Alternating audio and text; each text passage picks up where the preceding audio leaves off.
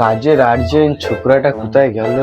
এখন যদি আমি বাড়ি থাকতাম, এখন আব্দুলের মেলা হচ্ছে, কত সুন্দর ফাঁস কাতারে গিয়ে ডান্স দেখতাম।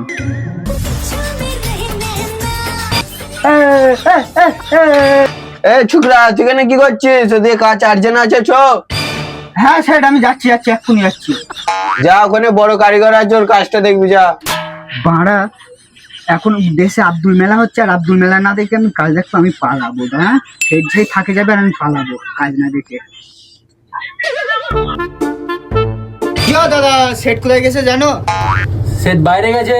বল, কি বলছিস? ও আচ্ছা, ঠিক আছে।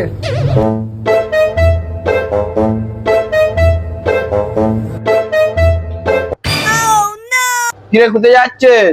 সেট, আমি একটু বাইরে যাচ্ছিলাম। তোর হাতে ট্রলি ব্যাগ কেন? সেট, আমি বাড়ি যাচ্ছিলাম, আমি আর এখানে কাজ করবো না। কি জন্য যাচ্ছিলি? সেট, তুই ভেতরে আসো, আমি তোমার বলছি। এসো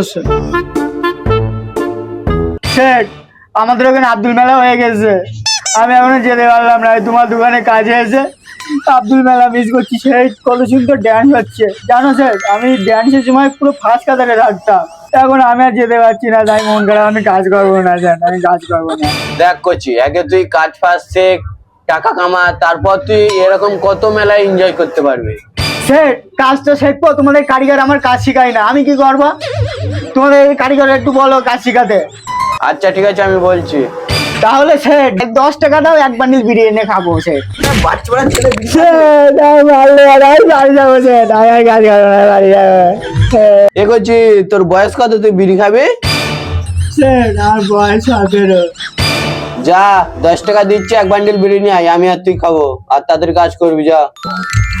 কি মজা সেট, আমি যাচ্ছি, এক্ষুনি যাচ্ছি সেট, আমি এক্ষুনি যাচ্ছি।